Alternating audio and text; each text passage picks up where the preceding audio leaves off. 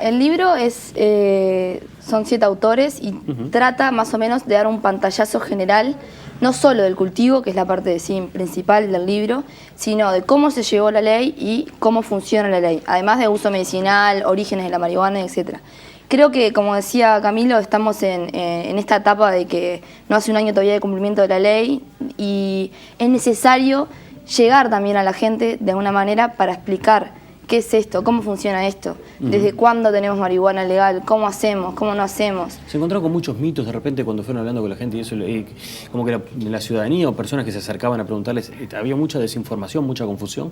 Claro, sí. Es que la comunicación no ha sido algo que ha caracterizado a la reglamentación y a todo el proceso. O sea, ha sido bastante dificultosa. Han habido señales muy diversas, heterogeneidades de dichos, digamos, incluso de los actores que han estado llevando adelante el proceso.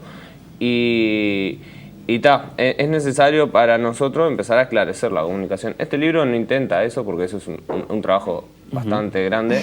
Lo que sí intenta este libro es a un montón de gente que se movilizó, a muchos usuarios que se acercaron a lo que nosotros llamamos el movimiento canábico, aportar información.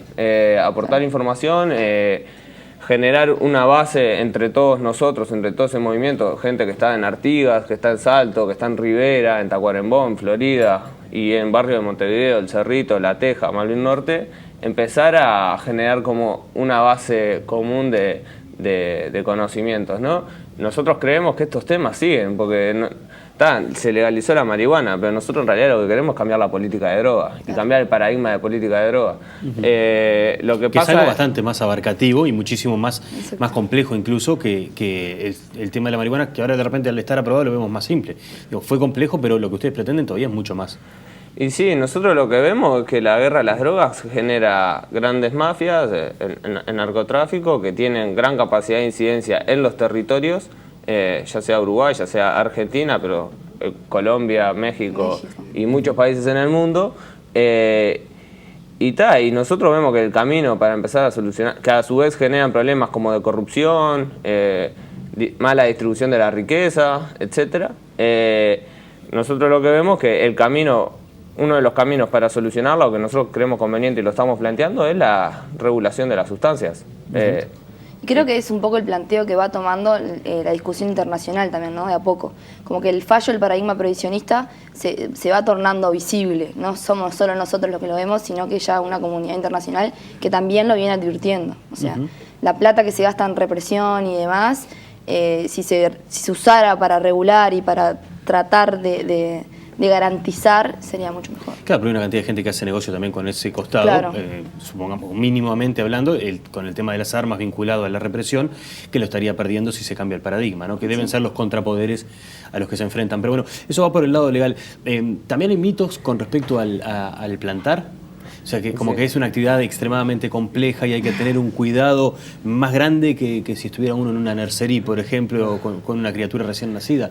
¿Se encontraron con ese tipo de miedos? El Dami, que es el cultivador, digamos, de nuestro club de cannabis, que es un estudiante de agronomía y es el que conoce más la tierra. Y sabe mucho, pero a su vez muchos cultivadores del Uruguay, como el Chula u otro, siempre dicen que en realidad es una planta re sencilla, que por ejemplo hay algunos que te dicen que así como algunos te la comparan con un cultivo súper complejo, otros te la comparan como un yuyo, que crece muy fácil en muchos lados, que lo que hay que hacer es, para tener una mejor producción por planta, cuidarla. Pero eso pasa en muchos cultivos. ¿Qué implica cuidarla? ¿Implica estar como de repente tapándola del sol en verano, generándole climas húmedos, bueno, ahí, por ejemplo, en el poniéndole libro, una tierra especial, algún tipo de fertilizante, o el cuidado es simplemente que no le falte agua y punto? Bueno, en el libro Damián creo que explica un poco lo que es el cultivo indoor y el cultivo afuera y cómo es en Uruguay. Eso es lo interesante de esta parte, porque hay muchos manuales sobre el cultivo de marihuana que son de otro clima, de otra tierra. De otras latitudes, claro. Claro. Damián se especifica en nosotros, en nuestro clima, en nuestra tierra, cómo hay que cuidarla acá y ahora. Yo me acuerdo, por ejemplo, de una vez, el Chula, que fuimos a hablar con unos productores de migues. El Chula es un cultivador muy bueno del Cerrito.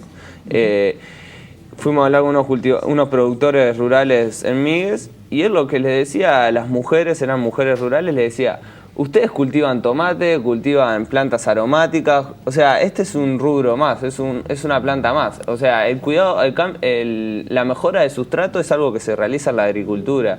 El cuidado del sol, de la humedad, la temperatura, ya se realiza en otros cultivos.